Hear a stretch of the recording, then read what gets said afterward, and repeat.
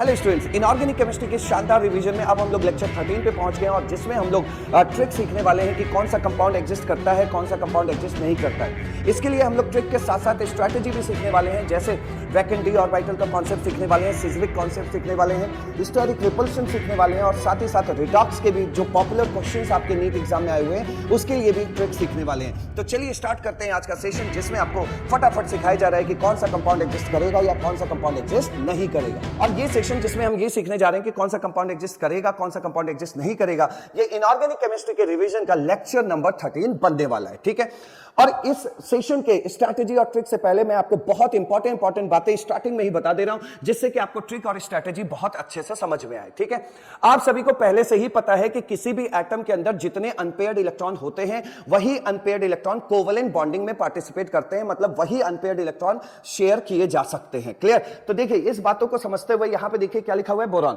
Boron का atomic number क्या होता है? 5। अगर हम इसका ग्राउंड स्टेट इलेक्ट्रॉनिक कॉन्फ़िगरेशन लिखें तो वो क्या बनेगा? 1s2 2s2 2p1।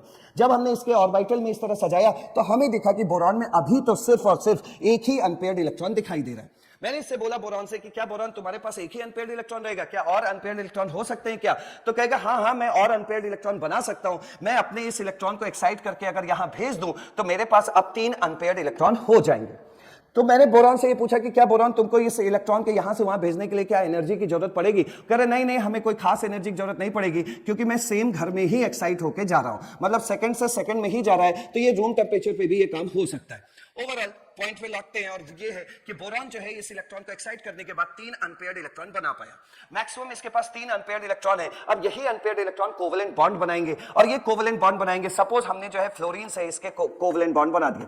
फ्लोरीन को भी आपको पता है कि बेचारे के पास लास्ट सेल में 7 इलेक्ट्रॉन होते हैं, तो इसे भी 1 इलेक्ट्रॉन की जरूरत है। इसका मतलब यहां पे फ्लोरीन ने क्या किया, इस बोरॉन के अनपेयर्ड इलेक्ट्रॉन के साथ कोवेलेंट बॉन्ड बनाया। यहां पे इसने भी कोवेलेंट बॉन्ड बनाया, इसने भी कोवेलेंट बॉन्ड बनाया। तो जितने अनपेयर्ड इलेक्ट्रॉन थे उतने कोवेलेंट बॉन्ड बन गए और बोरॉन आसानी से BF3 बना लिया। जैसे फ्लोरीन की जगह H ले लोगे तो आसानी से ये BH3 बन गया। ठीक है, फिर बोरॉन से पूछा कि क्या और बॉन्ड बना सकते हो? तो बोरॉन ने कहा अरे मेरे पास एक पूरी तरीके से खाली है, एक ऑर्बिटल। तो एक ऑर्बिटल जब पूरी तरीके से इसके पास खाली है और इसको सभी को देखो शेयरिंग वेयरिंग इसीलिए होता है ताकि ऑक्टेट कंप्लीट हो पाए, मॉलिक्यूल स्टेबल हो पाए। ठीक है, तो बोरॉन ने कहा कि भाई यहां इस खाली ऑर्बिटल से मैं किसी के साथ कोऑर्डिनेट बॉन्ड बना सकता हूं, कोऑर्डिनेट बॉन्ड बना सकता हूं। तो एक और बॉन्ड बन गया और जब एक और बॉन्ड बन गया तो यहां पे BF4 माइनस बन गया, स्टेबल हो गया। तो इस तरीके से इसमें BF4 माइनस बना। हम क्या और बॉन्ड बना सकते हो क्या? कह रहे नहीं भैया हमारे पास तो और ऑर्बिटल ही नहीं है आगे। इस सेकंड घर में कोई 2D पाया नहीं जाता है, आपको पता ही है 2D होता नहीं है। कह रहे नहीं अब बस इतने ही बॉन्ड हम मैक्सिमम बना सकते हैं। ठीक है भाई, तो यहां से हमें अंदर एक बात को निकाल लेना है। जब अंदर सिखाऊंगा तो उसमें बताऊंगा कि सेकंड पीरियड के लोग मैक्सिमम 4 बॉन्ड बना सकते हैं। वो भी कौन कौन? बोरॉन, कार्बन, नाइट्रोजन, इन पे। तो इन पे फोकस करना है, इन पे क्वेश्चंस आता है। ठीक है, तो आपको हाइलाइट्स मिलने लगे हैं कि अंदर हम लोग क्या क्या सीखने वाले। अब इसी ग्रुप का जो अगला भाई है एल्युमिनियम, बोरॉन के नीचे एल्युमिनियम आता है, जरा उसकी भी कहानी देखो क्या है। एल्युमिनियम ने भी सेम कहा कि मैं मैक्सिमम 3 अनपेयर्ड इलेक्ट्रॉन बना सकता हूं, 3 अनपेयर्ड इलेक्ट्रॉन बना सकता हूं, जैसे ये बोरॉन में सिखाया वैसे ही। तो 3 अनपेयर्ड इलेक्ट्रॉन बना सकता हूं। तो कह रहे हैं कि हाँ भाई ठीक है, फ्लोरीन के साथ हम लोग जो है कोवेलेंट बॉन्ड बना लेंगे, इलेक्ट्रॉन शेयर कर लेंगे। तो भाई ये देखो एल्युमिनियम आसानी से AlF3 बन गया, इसमें हमें कोई चिंता की बात ही नहीं है, AlF3 बन गया।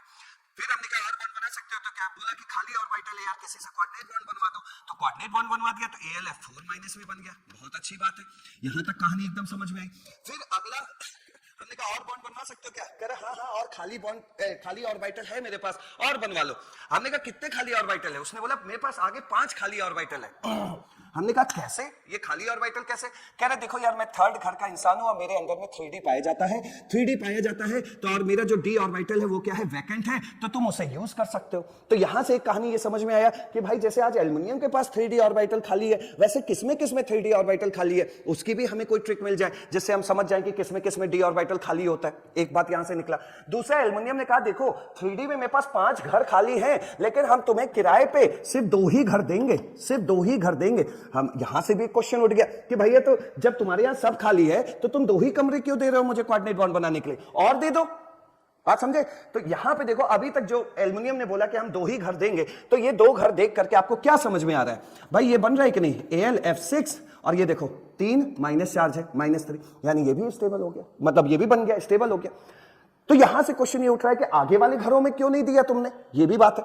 यहां के लिए आपको अंदर अभी समझाया जाएगा कि भैया मैक्सिमम 6 बॉन्ड या उससे ज्यादा 7 बॉन्ड, 7 बॉन्ड के बाद आपकी केमिस्ट्री हो जाती है खत्म। क्यों 7 बॉन्ड बनता है, उसी के लिए अंदर कॉन्सेप्ट्स रखे हुए हैं, ठीक है। तो इसने कितना बनाया, 6 बॉन्ड, बहुत है 6 बॉन्ड, क्लियर हुआ। तो इस पे एक कॉन्सेप्ट निकल करके आएगा, वो स्टेरिक रिपल्शन वाला, वो हम लोग अभी देखेंगे। अब तीसरी बात ये उठ रही है कि देखिए बोरॉन जो है मैक्सिमम कोवेलेंसी इसकी 4 है, लेकिन उसी घर का एल्युमिनियम है, उसी ग्रुप का एल्युमिनियम है, उसकी मैक्सिमम कोवेलेंसी 6 है। तो इस तरह की भी बात करेंगे हम लोग। कोवेलेंसी क्या होता है, कितने वो कोवेलेंट बॉन्ड बना रहा है। ये जो कोऑर्डिनेट बॉन्ड होता है ये भी कोवेलेंट बॉन्ड का ही हिस्सा होता है, क्लियर हुआ।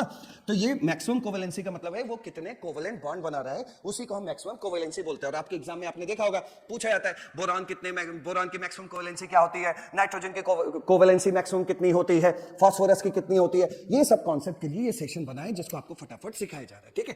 तो चलिए सबसे पहले हम लोगों को अपनी एक ट्रिक तैयार करनी है, स्ट्रेटेजी तैयार करनी है कि किसमें वैकेंट डी पाया जाता है। पहले तो आपको यहीं पे बता दे रहे हैं एक ट्रिक, और उसके बाद एक दूसरा भी और आसान ट्रिक भी बता देंगे। देखिए भाई, एल्युमिनियम का लास्ट इलेक्ट्रॉन जिस सबशेल में गया है, क्या बोला मैंने, एल्युमिनियम का 13वां इलेक्ट्रॉन, लास्ट इलेक्ट्रॉन जिस सबशेल में गया है, गया किसमें गया, 3 में, और आगे जो अब हमें डी ऑर्बिटल मिलने वाला है, अगर उसका भी शेल नंबर वही हुआ तो समझ लेना कि उसमें वैकेंट डी प्रेजेंट है, मतलब डी ऑर्बिटल है और साथ ही साथ वो डी ऑर्बिटल भी खाली है। क्या सुना, एक बार फिर बोल दे रहे, मेरा जो भी एटम है उसका लास्ट इलेक्ट्रॉन जिस शेल नंबर में गया है और आगे जो डी ऑर्बिटल हमें मिलने वाला है, अगर उस डी ऑर्बिटल का शेल नंबर और जो लास्ट इलेक्ट्रॉन गया है उसका शेल नंबर अगर सेम है तो समझ लेना कि उसमें डी ऑर्बिटल वैकेंट है, डी ऑर्बिटल भी है और साथ ही साथ वो खाली भी है, क्लियर हुआ।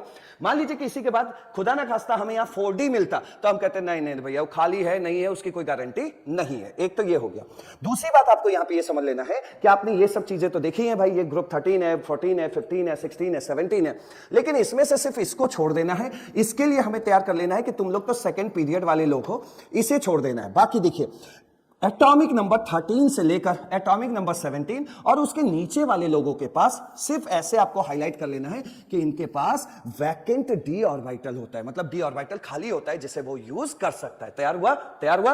और सेकंड पीरियड के लिए आपको तैयार करना है कि ये लोग मैक्सिमम कितने बॉन्ड बना सकते हैं, ये मैक्सिमम 4 बॉन्ड बना सकते हैं, इनकी कोवेलेंसी मैक्सिमम 4 हो सकती है। क्लियर हुआ, आगे बढ़े, धीमे धीमे बढ़ते हैं, फटाफट समझो, फिर आते हैं ट्रिक और स्ट्रेटेजी पे।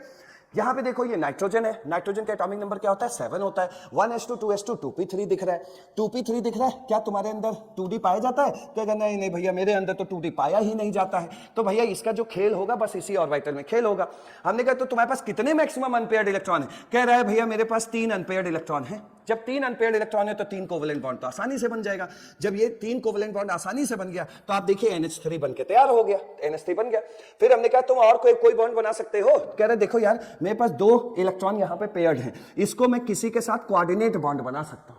जैसे मान लीजिए ये अनपेयर्ड इलेक्ट्रॉन ने हाइड्रोजन के एक इलेक्ट्रॉन के साथ अपने कोवेलेंट बॉन्ड बनाए हैं। अब ये कह रहा है मेरे पास 2 इलेक्ट्रॉन है, मैं किसी से कोऑर्डिनेट बॉन्ड बना सकता हूं। तो H+ रख दिया तो एक कोऑर्डिनेट बॉन्ड बन गया, जिससे कि NH4+ भी भाई बन गया, स्टेबल हो गया। तो यहां से ये समझ में आया कि देखो ये सेकंड पीरियड है, क्यों ना हम अपने नीट एग्जाम के लिए हाईलाइट कर लें अपने दिमाग में, बोरॉन, कार्बन, नाइट्रोजन, इनकी मैक्सिमम कोवेलेंसी 4 होती है, ताकि हम वहां डायरेक्ट टिक लगा पाए। ठीक है, तो ये कोऑर्डिनेट बॉन्ड के जरिए ये 4 बॉन्ड बना पा रहा है, तो इसकी मैक्सिमम कोवेलेंसी कितनी होगी? 4 होगी। लेकिन इसी घर का ये भाई देखो फास्फोरस, नाइट्रोजन के नीचे ही आता है ग्रुप 15 में फास्फोरस को देखो 3s2 3p3 3d0। Last electron phosphorus का 15वां इलेक्ट्रॉन यहां बैठा है, यहां बैठा है 15वां इलेक्ट्रॉन। लास्ट इलेक्ट्रॉन जिस घर में बैठा है और जो आगे जो भी डी सबशेल आने वाला है, कौन आने वाला है? 3d आने वाला है। तो उसका शेल नंबर और लास्ट इलेक्ट्रॉन जिसमें गया उसका शेल नंबर देखो सेम है, तो समझ लेना उसके डी ऑर्बिटल क्या है? खाली है, उसके डी ऑर्बिटल खाली है। अब क्या हुआ देखो, जब फास्फोरस का ग्राउंड स्टेट वाला देखा तो हमने कहा अरे तुम्हारे पास तो 3 अनपेयर्ड इलेक्ट्रॉन है, इसका मतलब तुम जो है ये बना लोगे Cl के साथ, 3 Cl के साथ अपना कोवेलेंट बॉन्ड बना के तुम तो आसानी से PCl3 बना लोगे। हमने कहा हाँ, नहीं, फास्फोरस ने कहा हाँ भैया हम तो PCl3 आराम से बना लेंगे। फिर हमने फास्फोरस से कहा कि एक बात बताओ, तुम्हारा ऑक्टेट वगैरह तो देखो अभी तक कंप्लीट हो गया है, लेकिन तुम ये इतना एक्स्ट्रा बॉन्ड क्यों बना रहे हो? तुम PCl5 कैसे बना ले रहे हो? कह रहे भैया देखो PCl5 का मतलब है कि फास्फोरस यहाँ पे 5 कोवेलेंट बॉन्ड बना रहा है। 5 कोवेलेंट बॉन्ड बनाने के लिए 5 अनपेयर्ड इलेक्ट्रॉन होना चाहिए। तो क्या 5 अनपेयर्ड इलेक्ट्रॉन हो सकता है? तो हमने कहा कि देखते हैं इसका एक्साइटेड स्टेट में क्या हो रहा है। फास्फोरस ने कहा देख भाई मेरे पास डी ऑर्बिटल खाली है, डी ऑर्बिटल खाली है। अब डी ऑर्बिटल खाली है तो मैं एक इलेक्ट्रॉन को एक्साइट करके यहां भेज दूंगा। तो हम कहेंगे क्या तुम रुपया पानी लोगे, क्या पैसा कुछ लोगे, इसको वहां एनर्जी कुछ लोगे इसको यहां से वहां भेजने के लिए? करे नहीं देखो यार मेरा घर सेम है, घर सेम है तो मैं जा सकता हूं रूम टेम्परेचर पे। चला गया तो कितने अनपेयर्ड इलेक्ट्रॉन हो गए? 5 हो गए। 5 हो गए तो इस तरह 5 Cl आराम से आप जोड़ सकते हैं। 5 Cl जोड़ा तो आपका PCl5 बन गया। क्लियर हुआ? अब ये डी ऑर्बिटल हो गया। डी ऑर्बिटल में आपको मैंने बताया कि कोई भी एटम मैक्सिमम 6 और उससे भी ज्यादा, रेयर केस में 7, बस 7 बॉन्ड से ज्यादा नहीं बनता है। तो इसने कहा देखो यार और एक आध Cl लगाना चाहो तो लगा लेना, एक Cl माइनस से हमारा जो है कोऑर्डिनेट बॉन्ड बनवा दो, ठीक है। तो ये क्या हो गया आपका PCl6 माइनस तक भी बन सकता है। तो ये सब केस अभी आपको रटवाया जाएगा, ठीक है। तो यहां से आप उम्मीद है कि पूरी बात समझ गए होंगे। अब बढ़ते हैं आगे, अब समझते हैं इन बातों के साथ हम क्या क्या चीजें निकाल सकते हैं। अब देखो जितना भी मैंने अभी तक रिवाइज कराया है वो आपको बहुत हेल्प करेगा। इससे क्या है कि इनऑर्गेनिक केमिस्ट्री भी रिवाइज हो गया। वैसे मुझे पढ़ाना यहां से चाहिए था लेकिन मैंने आपका रिवीजन करा दिया है, उससे अब ये सब बहुत अच्छे से समझ में आ जाएंगे। देखो पहला है सिज्विक कॉन्सेप्ट। सिज्विक कॉन्सेप्ट को समझने से पहले आपको मैंने पहले ही समझा दिया। देखो भाई जिसका एटॉमिक नंबर 13 से लेकर 17 और उसके नीचे वाले एलिमेंट्स के पास वैकेंट डी ऑर्बिटल होता है, और जिनके पास वैकेंट डी ऑर्बिटल होता है वो अपना ऑक्टेट एक्सपेंड कर सकते हैं। मतलब वो उसमें जो एटम है वो 8 से ज्यादा इलेक्ट्रॉन रख सकता है, मतलब 4 से ज्यादा बॉन्ड बना सकता है। क्लियर हो गया? दूसरी बात, जिसका एटॉमिक नंबर 10 या 10 से नीचे है, 10 या 10 से कम है, तो भैया वो खाली अपना पेट ही भर सकते हैं, मतलब ऑक्टेट ही कंप्लीट करते हैं।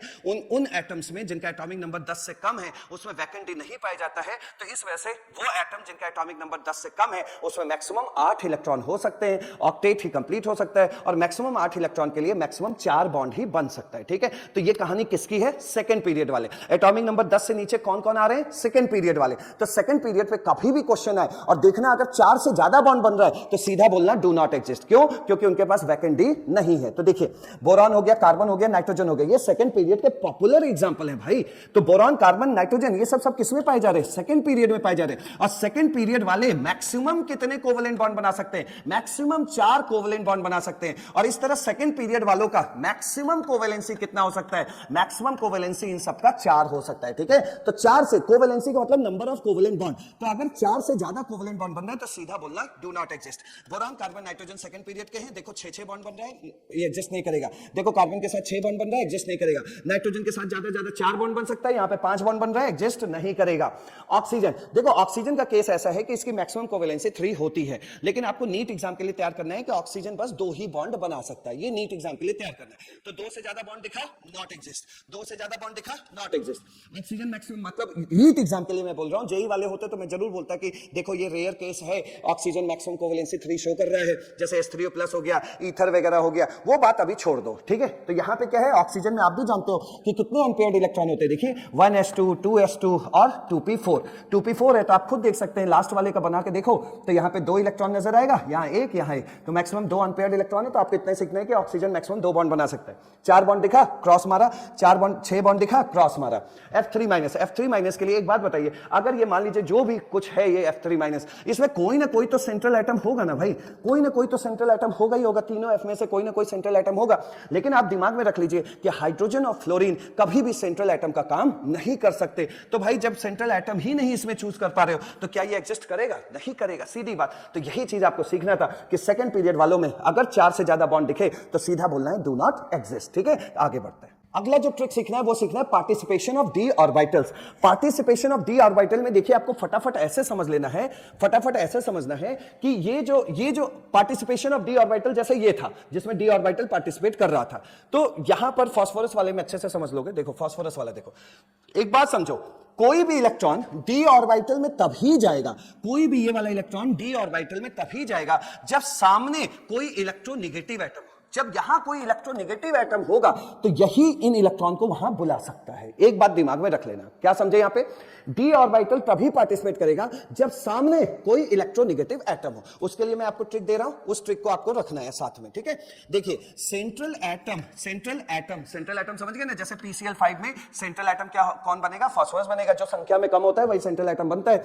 तो सेंट्रल एटम ये बनेगा, और टर्मिनल एटम किनारे वाले जो चारों ओर लगे हैं वो क्या बनेगा? ये Cl। तो ये टर्मिनल एटम हो गया Cl, और ये क्या हो गया? सेंट्रल एटम हो गया। तो सेंट्रल एटम की इलेक्ट्रोनेगेटिविटी सेंट्रल एटम की इलेक्ट्रोनेगेटिविटी अगर टर्मिनल एटम के इलेक्ट्रोनेगेटिविटी से कम होगा तभी डी ब्लॉक पार्टिसिपेशन होगा। क्या बोला मैंने? सेंट्रल एटम की इलेक्ट्रोनेगेटिविटी जब टर्मिनल एटम की इलेक्ट्रोनेगेटिविटी से कम होगा तभी डी ऑर्बिटल पार्टिसिपेट करेगा। जैसे यहां PCl5 में देखो Cl ज्यादा इलेक्ट्रोनेगेटिव है ना इस फास्फोरस सेंट्रल एटम से, तभी डी ऑर्बिटल पार्टिसिपेट करेगा। अब यहां देखिए PH5 फास्फोरस से बोला यार तुम PCl5 तो बना लेते हो, 5-5 अनपेयर्ड इलेक्ट्रॉन कर लेते हो, और ये हाइड्रोजन बोल रहा है मेरे में कांटे लगे हैं क्या तुम 5 अनपेयर्ड इलेक्ट्रॉन नहीं बना सकते? तो ये कह रहा है नहीं बना सकते। क्यों? क्योंकि हम डी ऑर्बिटल उसी के साथ पार्टिसिपेट करेंगे जो मुझसे ज्यादा इलेक्ट्रोनेगेटिव हो, और तुम हाइड्रोजन इलेक्ट्रोनेगेटिव नहीं हो, इसलिए भैया हम तुम्हारे साथ डी ऑर्बिटल पार्टिसिपेट नहीं कर सकते, इसलिए हम 5 बॉन्ड नहीं बनाएंगे। सीधी बात समझ लीजिए भैया, 5 बॉन्ड तभी बनेगा जब ये वाला इलेक्ट्रॉन यहां जाएगा और 5 अनपेयर्ड इलेक्ट्रॉन होगा, और ये 5 अनपेयर्ड इलेक्ट्रॉन ये फास्फोरस उन्हीं के लिए करवाएगा जो सामने वाला अगर इलेक्ट्रोनेगेटिव होगा। क्लियर हुआ? क्लियर हुआ बात? तो यहां पे अब आप बात समझो और फटाफट फोड़ो। क्या PH5 बन सकता है? नहीं। क्यों नहीं बन सकता? क्योंकि फास्फोरस ज्यादा इलेक्ट्रोनेगेटिव है टर्मिनल एटम से, तो यहां पे वो इलेक्ट्रॉन डी में नहीं जाएगा, जिससे 5 अनपेयर नहीं बन पाएंगे, PH5 एग्जिस्ट नहीं करेगा। XZH4 ना नहीं एग्जिस्ट करेगा, XZH6 नहीं एग्जिस्ट करेगा, लेकिन यहीं पर देखो XZF6 एग्जिस्ट करता है, XZF4 एग्जिस्ट करता है। अब तो कॉन्सेप्ट क्लियर हो गया। डी ऑर्बिटल का पार्टिसिपेशन तभी होगा जब सेंट्रल एटम के साथ जो टर्मिनल एटम लगा है वो टर्मिनल एटम सेंट्रल एटम से ज्यादा इलेक्ट्रोनेगेटिव हो, तभी ये अपने डी ऑर्बिटल को खोलेगा। बात समझे? तो ये एग्जिस्ट नहीं करेगा, ये एग्जिस्ट नहीं करेगा। SH6 इसने बोला SF6 तो एग्जिस्ट करता है भैया, मैं क्यों नहीं एग्जिस्ट करता हूं? तो सल्फर बोलेगा देखो मुझसे ज्यादा फ्लोरीन इलेक्ट्रोनेगेटिव है, तभी मैं अपने डी ऑर्बिटल उसके लिए खोलूंगा। तुम घटिया हो, तुम्हारी इलेक्ट्रोनेगेटिविटी घटिया है, इसलिए हम तुम्हारे साथ अपना डी ऑर्बिटल नहीं खोलेंगे। डी ऑर्बिटल तभी खुलेगा जब टर्मिनल एटम ज्यादा इलेक्ट्रोनेगेटिव होगा सेंट्रल एटम से। ठीक है? SH4 ना, IH7 ये कहेगा IH7 तो बनता है भैया, मैं क्यों नहीं बन रहा? तो हम कहेंगे तुम लेस इलेक्ट्रोनेगेटिव हो सेंट्रल एटम से, इसलिए ये पॉसिबल नहीं है, क्योंकि 7 बॉन्ड बनाने के लिए उसे अपने डी ऑर्बिटल को खोलना पड़ेगा, डी ऑर्बिटल में इलेक्ट्रॉन भेजना पड़ेगा, 7-7 अनपेयर्ड इलेक्ट्रॉन बनेगा, तभी जाके IH7 बन पाएगा। आप यहां देखिए XZF2 एग्जिस्ट करता है, ये एग्जिस्ट करता है, ये एग्जिस्ट करता है, लेकिन तुम एग्जिस्ट नहीं करते हो। वही कहानी है, यही कहानी है। ClI3 यही कहानी है, यही कहानी है। उम्मीद है कि ये क्वेश्चन आपका तैयार हो गया होगा। तो do not exist terminal atom has less electronegative. Clear हुआ? चलो अब और आगे बढ़ो। अब देखो भाई, अब आ रहा है ट्रिक नंबर 3 या स्ट्रेटेजी नंबर 3, वो है स्टेरिक रिपल्शन। स्टेरिक रिपल्शन का क्या मतलब है, जरा ध्यान से समझिए। मैंने अभी आपको कहा था, यहां पर जब पढ़ा रहा था तो मैंने आपको इस जगह फंसाया था और आपसे ये कहा था कि यार चलो तुम 2 यूज कर रहे हो, 3D में और भी तो खाली है, और एटम को लगवाओ ना, और एटम लगवाओ। जैसे यहां 2 लगे थे और लगवा दो भैया, और बड़े बड़े कंपाउंड बनेंगे। उसी का आंसर अब आपको देने जा रहा हूं, उसको जरा ध्यान से देखिए। मान लीजिए जैसे देखिए IF7 लिखा है, अब IF7 लिखा है, 7 बॉन्ड, मैक्सिमम 7 बॉन्ड बन सकता है। IF7 आपको दिख रहा है, देखो ये है आयोडीन। आयोडीन पे आप छोटे छोटे फ्लोरीन 7 लगा सकते हो, लगा लो भैया, क्योंकि जगह की रुकावट नहीं है, 7 फ्लोरीन जो है लग जाएंगे। लेकिन आप यही चाहोगे कि आयोडीन पे हम 7 क्लोरीन लगा लें। क्लोरीन का तो साइज बड़ा होता है ना, और अगर क्लोरीन का साइज बड़ा होता है तो सोचिए क्या 7-7 क्लोरीन लग सकते हैं? 3 लग गया, 4 लग गया, अरे 5 लग गया, 6 लग गया, 7-7 क्लोरीन नहीं लग सकते, क्लोरीन का साइज बड़ा होता है। तो मेरी बात यहां से ध्यान से समझो, अगर आपको 6 बॉन्ड 7 बॉन्ड दिखाई पड़ रहा है तो समझ लेना कि जो टर्मिनल एटम है वो आपका फ्लोरीन होगा। क्या होगा? फ्लोरीन होगा। और फ्लोरीन को छोड़कर कहीं भी 6-7 बॉन्ड में आपको Cl वगैरह दिखने लगे, Br दिखने लगे, I दिखने लगे, कह देना भैया ये पॉसिबल नहीं है। रीजन आपके सामने है। ठीक है? यहां लगा है फ्लोरीन, वहां लगा है कौन? क्लोरीन। यहां लग रहा है फ्लोरीन और यहां लग रहा है क्लोरीन, तो क्लोरीन बिगर साइज का है, उतना हम एडजस्ट नहीं कर पाएंगे। कमरे तो खाली थे, ऑर्बिटल तो खाली था, भर लो जितना भरना है, लेकिन भैया लगाएंगे कहां? वो भी तो फैलेगा, जो आके लग रहा है वो भी तो फैलेगा तो हम इतने कहां से क्लोरीन लगा पाएंगे? ध्यान से समझे। तो यहां से सबसे पहले आपको एक चीज मैं समझा दूं कि देखो, जब 6 या मतलब 7 बॉन्ड फ्लोरीन के साथ दिखे तो कह देना एग्जिस्ट करेगा। ठीक है? और 6 बॉन्ड भी फ्लोरीन के साथ दिखे, कह देना एग्जिस्ट करेगा। बाकी किसी के साथ भी 6 बॉन्ड भी बना हुआ दिख जाए, एग्जिस्ट नहीं करेगा। लेकिन 3 ऐसे एक्सेप्शन है, वो आपको मैं दे देना चाहता हूं। PCl6 माइनस, ये तैयार कर लेना कि भाई हाँ 6 क्लोरीन, मतलब 6 क्लोरीन लगे, सीधा बोलना नहीं 6 क्लोरीन नहीं लगा पाएंगे, 6 फ्लोरीन लगा पाएंगे, 6 क्लोरीन नहीं लगा पाएंगे। लेकिन जब PCl6 को देखना तो कहना हाँ भाई 6 Cl लगता है। ठीक है? ये तैयार कर लो अलग से, बाकी सब आराम से आपका सॉल्व हो जाएगा। GCl6 मान लीजिए यहां पे लिखा हुआ है, ठीक, GCl6 आपका हो गया, ये -2 में आ गया मान लो, और लास्ट वाला है SnOH6 ठीक, -2। बस ये 3 एग्जांपल तैयार कर लो जिसमें 6 से ज्यादा चीजें इस तरह की लग सकती है, ठीक है। बाकी केसेस में अगर 6 चीजें लगी हो तो देख लेना, अगर वो फ्लोरीन है, F है तो एग्जिस्ट करेगा, और नहीं है तो एग्जिस्ट नहीं करेगा, ठीक। चलो देखो, जरा सा फोड़ के दिखा, देखो IF7, हाँ 7 बॉन्ड, हाँ बनेगा। Cl ना, Br ना, फ्लोरीन है 6 बॉन्ड बनेगा, हाँ बनेगा। Cl ना, Br ना, SiF6 -2, हाँ हाँ हाँ बनेगा। Cl ना, Br ना, PF6 माइनस, हाँ PCl6 माइनस, यही सिखाया, अभी इसको अलग से तैयार कर लेना। हाँ तुम बनोगे, नहीं बनोगे। AlF3, AlBr6, AlCl6 -3 फ्लोरीन के साथ, हाँ हाँ ये गलत लिखा है यहाँ, ठीक है, इसको सही कर लेना। AlF6 6 या 7 बॉन्ड बस फ्लोरीन के साथ दिखे तो टिक मारना, एग्जिस्ट करेगा, और किसी के साथ दिखे नहीं एग्जिस्ट करेगा। फ्लोरीन के साथ MnF4 है, ये एग्जिस्ट करता है लेकिन ये एग्जिस्ट नहीं करता। अब इस जगह पे आपको तैयार करना है, आप भी जानते हो ये एनसीईआरटी का क्वेश्चन है और ये डी ब्लॉक का है, तो इसलिए यहां मुंह ना खोलें, ज्यादा सही है। यहां पे आप याद रखिएगा कि Mn के साथ मैक्सिमम 4 F लग पाते हैं, 4 F से ज्यादा F नहीं लगता। तो होप सो स्टूडेंट समझ गए होंगे। इन 3 को अलग तैयार कर लो, और उसके बाद 6 या 7 बॉन्ड बनता हुआ फ्लोरीन के साथ दिखे तो बोलना हाँ, जब 6 या 7 बॉन्ड बनता हुआ फ्लोरीन के साथ दिखे तो कहना हाँ स्टेबल होगा, एग्जिस्ट करेगा, और किसी के साथ दिखे तो सीधा क्रॉस मार देना है। क्लियर हुआ? और इसको जरूर नोट कर लेना मेरे भाई, इसको जरूर नोट कर लेना। अब बढ़ते हैं आगे। अब देख लेते हैं लास्ट स्ट्रैटेजी और लास्ट ट्रिक, वो है रिडॉक्स रिएक्शन। आपने देखा होगा कि PbI4 PbBr4 खूब आते हैं और पूछा जाता है which of the following do not exist, उसमें आप PbI4 PbBr4 पे खूब शौक से टिक लगाते हो, तो उसका भी अपना जो ट्रिक और स्ट्रैटेजी को रख लो। देखिए सबसे पहले एक बात अपने दिमाग में रख लो कि कभी भी सांप और नेवला एक साथ नहीं रह सकता। उसी तरह दिमाग में तैयार रखना कि कभी भी रिड्यूसिंग एजेंट और ऑक्सीडाइजिंग एजेंट एक साथ एक बर्तन में नहीं रह सकते। क्यों? क्योंकि ये जो सांप है वो नेवले को मार देगा, जो नेवला है वो सांप को मार देगा। रिड्यूसिंग एजेंट उसको रिड्यूस कर देगा, ऑक्सीडाइजिंग एजेंट इसको ऑक्सीडाइज कर देगा। बात समझे? तो कभी भी रिड्यूसिंग एजेंट और ऑक्सीडाइजिंग एजेंट एक साथ नहीं रह सकते। ये वैलिड किसके लिए है? वैलिड मेनली है स्ट्रॉन्ग रिड्यूसिंग एजेंट और स्ट्रॉन्ग ऑक्सीडाइजिंग एजेंट। तो यहां से आपको सीखना है कि स्ट्रॉन्ग ऑक्सीडाइजिंग एजेंट और स्ट्रॉन्ग रिड्यूसिंग एजेंट कभी भी एक साथ नहीं रह सकते, वो कंपाउंड एग्जिस्ट नहीं करेगा। क्लियर हुआ? मतलब वो कंपाउंड स्टेबल नहीं है। तो अब आप कहेंगे कि सर हम कैसे पहचानेंगे कौन स्ट्रॉन्ग रिड्यूसिंग एजेंट है, कौन स्ट्रॉन्ग ऑक्सीडाइजिंग एजेंट? उसके लिए देखिए तैयार कर लीजिए कि जितने भी हैलाइड आयन होते हैं एक्सेप्ट फ्लोराइड आयन, ठीक है, फ्लोराइड आयन को छोड़ दो, तो जितने भी हैलाइड आयन होते हैं वो क्या होते हैं? स्ट्रॉन्ग रिड्यूसिंग एजेंट होते हैं। और उसमें भी तगड़ा रिड्यूसिंग एजेंट मतलब स्ट्रॉन्ग रिड्यूसिंग एजेंट कौन होता है? I-। तो जितने भी हैलाइड आयन होते हैं वो क्या होते हैं? रिड्यूसिंग एजेंट होते हैं। और सबसे स्ट्रॉन्ग रिड्यूसिंग एजेंट कौन होता है? I-। और जितने भी हैलाइड आयन होते हैं वो रिड्यूसिंग एजेंट होते हैं, लेकिन F- रिड्यूसिंग एजेंट नहीं होता, क्योंकि इससे कोई भी इलेक्ट्रॉन नहीं निकल पाएगा, क्योंकि ये केमिस्ट्री में इलेक्ट्रोनेगेटिविटी का बाप है। मतलब ये सबसे मोस्ट इलेक्ट्रोनेगेटिव है, इससे कोई इलेक्ट्रॉन खींच नहीं सकता। क्लियर हो गया? तो ध्यान रखिएगा ये क्या है? स्ट्रॉन्ग रिड्यूसिंग एजेंट के नाम से जाने जाते हैं। तो भाई जरा चलते हैं क्वेश्चन पे, जरा ध्यान से देखिए। आपने PbI4 देखा, PbI4 के अंदर कौन कौन छुपे बैठे हैं? Pb+4 और I-। I- को तो हमने रट रखा है, स्ट्रॉन्ग रिड्यूसिंग एजेंट है, कोई दिक्कत नहीं है। Pb+4, सबसे पहले एक बात समझ लो, जो कोई भी अपने हाईएस्ट ऑक्सीडेशन स्टेट में होता है वो भैया बढ़िया ऑक्सीडाइजिंग एजेंट होता है, दिमाग में रख लेना, ठीक है। और दूसरी बात देखो, Pb+4 दिन रात सोचता है कि हम Pb+2 में कन्वर्ट हो जाए। क्यों कन्वर्ट हो जाए? आपने सुना होगा, किसके किसके लिए सुना होगा? बिस्मथ के लिए सुना होगा, Pb के लिए सुना होगा, ठीक है। तो इन लोगों के लिए आपने सुना होगा inert pair effect. P block के जो हैवियर एलिमेंट्स होते हैं वो क्या है? इनर्ट पेयर इफेक्ट शो करते हैं। इनर्ट पेयर इफेक्ट क्या कहता है कि जो वैलेंस के Ns इलेक्ट्रॉन हैं उसमें जो इलेक्ट्रॉन बैठे होते हैं वो बॉन्डिंग में पार्टिसिपेट नहीं करते। यहां पे Pb+4 का मतलब है कि जो लास्ट में जो S में 2 इलेक्ट्रॉन है वो भी पार्टिसिपेट किया है, लेकिन ये इनर्ट इफेक्ट की वजह से इसके लास्ट के 2 इलेक्ट्रॉन पार्टिसिपेट नहीं करते, इसलिए Pb+4 किस में स्टेबल पाया जाता है? Pb+2 में स्टेबल पाया जाता है।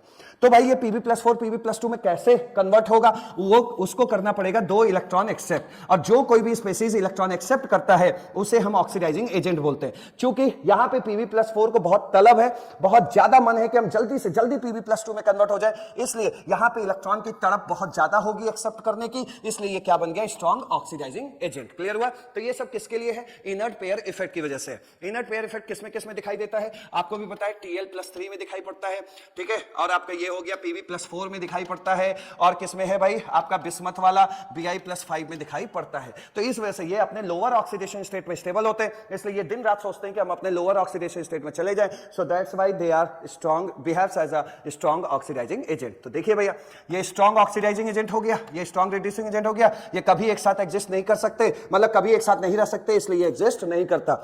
ये भी क्या है? Strong oxidising agent. ये क्या है? Strong reducing agent.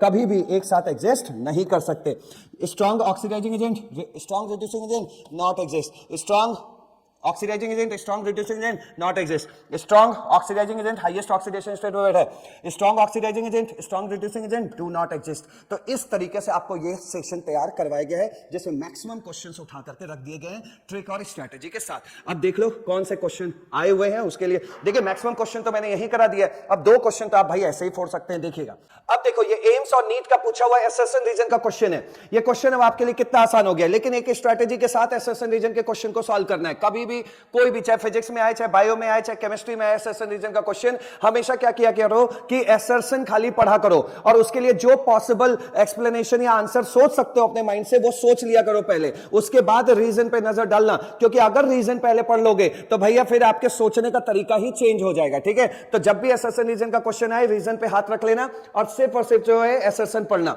एसएसएन में क्या बोल रहे हैं देखो, boron is unable to form BF6-3। हाँ भाई, ये बोरॉन की मैक्सिमम कोवेलेंसी 4 होती है क्योंकि भाई इनके पास वैकेंट डी नहीं होता, वैकेंट डी नहीं होता, इसलिए वो ऑक्टेट से ज्यादा इलेक्ट्रॉन या मतलब 4 से ज्यादा बॉन्ड नहीं बना पाते। सब आंसर आपको अंदर दे रखा है, तो इसका राइट आंसर बन रहा है क्योंकि इसके पास वैकेंट डी नहीं होता। ये है राइट आंसर। तो चलो पढ़ते हैं। Boron is unable to form BF6-3। हाँ ये ट्रू है, बिल्कुल ट्रू है, सच लाइन है। और इसका एक्सप्लेनेशन मतलब आंसर ये होना चाहिए कि इसके पास वैकेंटी नहीं होता। आप देखते हैं आंसर क्या दे रहा है, कह रहा है size of boron is very small. हम कहेंगे हाँ बोरॉन छोटा तो होता है, ये तो एकदम ट्रू लाइन है, ये भी ट्रू है, but this is not the correct explanation of assertion. समझ आ गया, क्योंकि इसका आंसर ये बनेगा वैकेंट डी। तो क्या हुआ, एसर्शन भी सही है, रीजन भी सही है, एसर्शन भी सही है, रीजन भी सही है, but reason is not the correct explanation of A. ठीक है, तो ये बी आंसर हुआ। देखो अगला क्वेश्चन, सारे क्वेश्चन तो मैंने अंदर करा दिए, जो भी आपके नीट, एम्स, एफएमसी में आज तक पूछे गए थे सारे क्वेश्चन मैंने करा दिए। ये क्वेश्चन मैंने जेई का उठा के रख दिया। आप देखो फटाफट कैसे सॉल्व करते हैं। पहले NaO2 देखो, NaO2 देखा आपने। यहां पे एक बात बताइए, O के ऊपर जब -2 होता है तो इसको आप ऑक्साइड कहते हैं, ठीक है।